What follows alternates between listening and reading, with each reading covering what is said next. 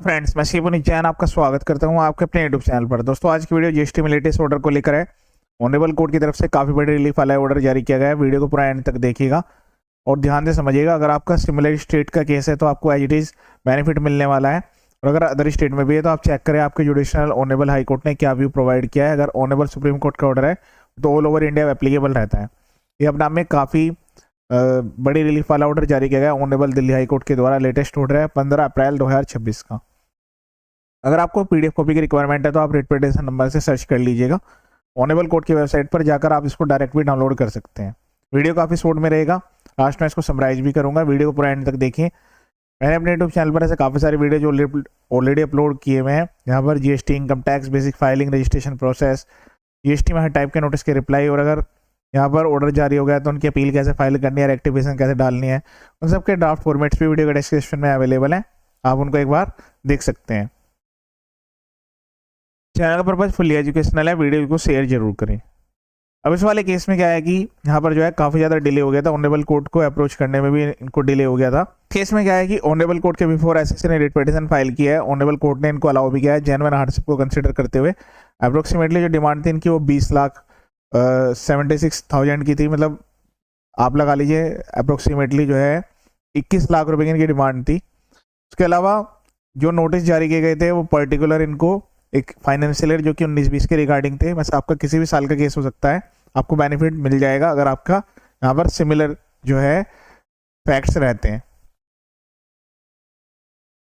जो पेटिशनर है वो एक यहाँ पर जो है कंपनी है जिन्होंने यहाँ पर जीएसटी नंबर लिया हुआ है, दिल्ली में रजिस्टर्ड कंपनी है। इनको एक सोको जो नोटिस जारी किया गया 29 मई 2024 को। इसमें जो डिमांड थी वो फाइनेंशियल ईयर 1920 के रिगार्डिंग थी। इसमें डिमांड कंफर्म की गई 20,76,630 रुपीज़ की on account of incorrect declaration of tax liability. GSTR 9 में इन्होंने जो लाइबिलिटी है वो गलत दिखाई थी। उसके अलावा कुछ ऐसे इनपुट टैक्स क्रेडिट भी थे जो कि इन्होंने एक्स्ट्रा क्लेम कर लिए थे, और इन्होंने कुछ ऐसे इनपुट टैक्स क्रेडिट भी है जो कि सेक्शन 17 से सेक्शन 5 में ब्लॉक्ड हैं, लेकिन वो फिर भी इन्होंने क्लेम कर लिए। In respect of motor vehicles, conveyance, goods और service used for personal consumption and such inward supplies which are expressly restricted under the statutory scheme. तो आप ध्यान रखें कि जीएसटीआर 9, मंथली रिटर्न R13B, उसके अलावा आपकी जो है ब्लॉक आईटीसी, तो ये सारे प्रोविजंस को ध्यान में रखें। ये सारी चीज़ें वेरीफाई होती है। अगर कोई डिमांड निकलती है तो उस केस में फिर इंटरेस्ट और पेनल्टी भी आपको एक्स्ट्रा देने होंगे। तो ये जो केस है इनका सेक्शन 73 का था। 73 में अलग टाइम लिमिट है, 74 में अलग है अभी भी, लेकिन इन दोनों को मर्ज करके नया सेक्शन आ चुका है 74। तो फाइनेंशियल 24-25 से तो वही एप्लीकेबल है, तो उसके हिसाब से वो जो है सारी प्रोसीडिंग्स होंगी। Demand under section 73 of the financial year 1920 was confirmed. 17 अगस्त 2024 का इनका ऑर्डर है। whereby the petitioner was given time till 15th of November 2024 to make the requisite payment। इनको कहा गया है कि आप जो है पर्टिकुलर डेट तक की आपको टाइम दिया जाता है, यहाँ तक आप सारी पेमेंट को क्लियर कर दें। अगर आप ऐसा नहीं करते हैं तो फिर यहाँ पर रिकवरी की जाएगी। तो इन्होंने जो है इस पॉइंट पर कोई भी एक्शन नहीं लिया। पेटिशनर जो है ये आउटस्टैंडिंग ड्यूज पे करने में फेल्ड रहे, और जीएसटी DRC 022 जीएसटी DRC 22 इनको यहाँ पर जारी हो गया, जिसमें 16 Jan 2026 को जो डिमांड कंफर्म की गई थी उसकी रिकवरी प्रोसीडिंग स्टार्ट हो गई। इसके अलावा जो इनका बैंक अकाउंट है वो अटैच कर दिया गया सेक्शन 83 में जो प्रोविजंस है उसके अकॉर्डिंग। अब जो पेटिशनर की तरफ से लैंड काउंसिल है उन्होंने कहा कि सर सोको जो नोटिस है 29 मई 2024 को जारी किया गया था, जो कि केवल जीएसटी पोर्टल पर अपलोड किया गया, और उसके बाद जो है कोई भी लाइबिलिटी वहाँ पर रिफ्लेक्ट नहीं की गई आउटस्टैंडिंग टैक्स लाइबिलिटी सेक्शन में। It is contended that no alert और इंटीमेशन वाज रिसीव्ड। अब ये कह रहे हैं कि इनको जो है कोई भी अलर्ट या इंटीमेशन रिसीव नहीं हुआ, पोर्टल की तरफ से फॉर्म भी नहीं मिला रेस्पोंडेंट अथॉरिटी के द्वारा। As a consequence of which the petitioner was unable to file a reply. इसकी वजह से जो पेटिशनर है वो यहाँ पर रिप्लाई फाइल करने में यहाँ पर अनेबल थे, और उन्होंने पर्सनल हियरिंग में भी पार्टिसिपेट नहीं किया, और इसकी वजह से यहाँ पर जो है इम्पंज ऑर्डर जारी हो गया। तो ये उसको कह रहे हैं कि वाइटेड है violation of principle of natural justice, ऐसा इन्होंने यहाँ पर सबमिट किया। इनके जो यहाँ पर इन्होंने सबमिशन दिया उससे ऐसा लगता है कि एक्सपार्स ऑर्डर ही जारी होगा। In support of his submissions and to demonstrate filed learned counsel for the petitioner draw our attention to subsequent SOCO's notice 30 जून 2025 में भी इनको सेक्शन 73 में फाइनेंशियल ईयर 21-22 के लिए नोटिस जारी हुआ, जिसमें डिमांड निकाली गई 7,74,484 की on account of wrongful availment of ITC. It is submitted that a petitioner duly respondent.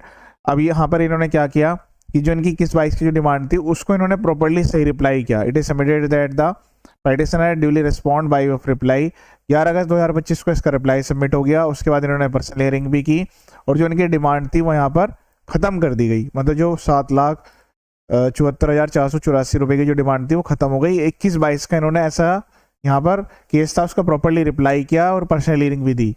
There bye evidencing consistent. अभी अपनी कंसिस्टेंसी शो कर रहे हैं कि भाई ये कंप्लायंस जो है वो सही करते हैं, डिलिजेंट, इनका जो कंप्लायंस है वो डिलिजेंट है और जो पहले इनको जारी किया गया उसमें इनकी कोई भी गलती नहीं है. वहाँ पर डिपार्टमेंट ने ऑर्डर जारी कर दिया, वो एक्सपायर से नोटिस, एक्सपायर से ऑर्डर सारे के सारे यहाँ पर जो है वो इन्होंने चैलेंज किए हैं उस पर्टिकुलर पीरियड को लेकर. ठीक है.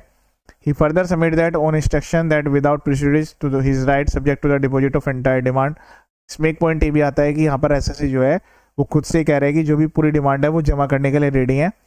He should be allowed to the subject his reply and attend personal hearing for a de novo education. तो इसमें यहाँ पर रिक्वेस्ट कर रहे हैं कि इनको पूरा केस को रेबिट बैक कर दिया जाए.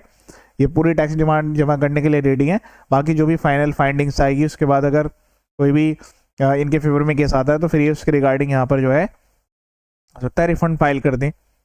डिपार्टमेंट की तरफ से लैंड काउंसिल है, उन्होंने इसको अपोज किया. उन्होंने कहा कि जो पेटिशनर है उन्होंने ऑनरेबल कोर्ट के बिफोर बिलेटेडली जो है वो अप्रोच किया है और इनको इस टाइप का कोई भी एडवांटेज नहीं मिलना चाहिए इनके इनएक्शन की वजह से. Further contended that the petitioner fail to avail the statutory opportunity to respond to the show cause notice.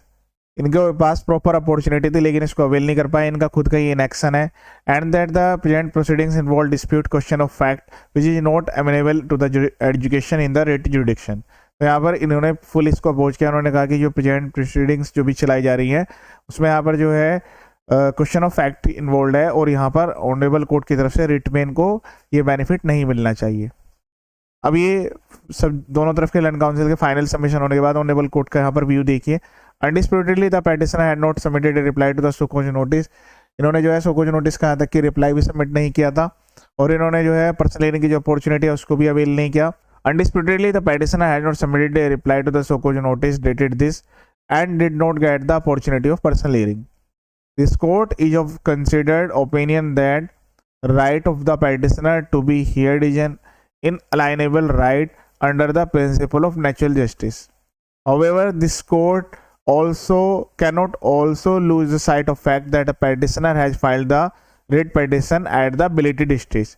अब ये जो बिलेटेड स्टेज पर इन्होंने रिट पिटीशन फाइल किया इसके लिए अलग से इनको कॉस्ट लगाई गई है ऑनरेबल कोर्ट के द्वारा. तो आपको जो भी रेमेडी अवेल करनी है वो यहाँ पर रिट फाइल करनी हो या फिर ऑनरेबल कोर्ट के बिफोर यहाँ पर आपको कोई भी अदर बेनिफिट्स लेने हैं या जुडिक्शन अथॉरिटी के बिफोर अप्लाई करने हो, अपीलेट अथॉरिटी या फिर अपीलेट ट्रिब्यूनल में जाना, तो टाइम लिमिट का आप स्पेशली ध्यान रखें. Accordingly the impugned order is originally set aside. यहाँ पर इनको रिलीफ मिल गई है. ऑनरेबल कोर्ट ने जो ओरिजिनल ऑर्डर था उसको सेट असाइड कर दिया. पेटिशनर को यहाँ पर जो है कहा है कि आप पूरी की पूरी डिमांड जमा करेंगे, डिपार्टमेंट को इसका प्रूफ सबमिट करेंगे. Is permitted to submit is reply. इस कंडीशन पे इनको परमिट किया गया है अपने रिप्लाई को सबमिट कर सकते हैं सोकोज के अगेंस्ट में और पर्सनल हियरिंग की जो फैसिलिटी है उसको भी अवेल कर सकते हैं. In so far as the provisional attachment of the petitioner bank account pursuant to the GST DRC 22 dated this is concerned, the court notes that the said attachment was effective in furtherance of the recovery proceedings initiated under sections 83. In view of the fact that the impugned order in original dated this has been set aside and the matter is remanded back for the de novo education subject to the condition imposed, the continuation of such attachment would not be wanted. इस case में क्या है कि जो ये bank account था उसको यहाँ पर डिफ्रीज कर दिया गया है कि भाई डिमांड तो पूरा का पूरा जमा कर ही रहे हैं, रिप्लाई भी फाइल कर रहे हैं, ऑर्डर जो है यहाँ पर इनका कोर्स हो चुका है, इसलिए इनको यहाँ पर ये बेनिफिट दे दिया गया है कि जो इनकी बैंक अकाउंट थी उसको डिफ्रीज कर दिया गया. Accordingly the respondent are direct to forthwith lift the provisional attachment of the petitioner bank account as detail in order this.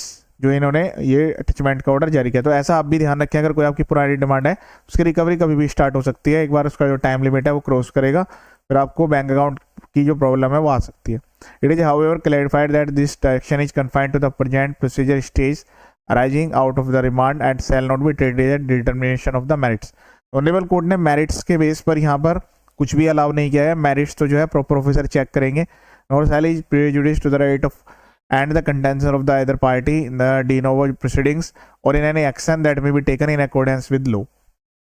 Furthermore, cost of the 50,000 imposed on the petitioner, यहाँ पर जैसे मैंने आपको बताया था 50,000 रुपये की एक्स्ट्रा कॉस्ट लगाई गई, एक तरीके से पेनल्टी लगाई गई है, इसको यहाँ पर एसएससी को जमा करना होगा। ठीक है। Petition is direct to appear before the concern respondent authority. 30 अप्रैल 2026 को इनको टाइम दिया गया है कि इस पर्टिकुलर डेट में आप अपीयर होंगे। We make it clear that this court had not gone into the merits of the case and all the rights and remedies are permissible in law.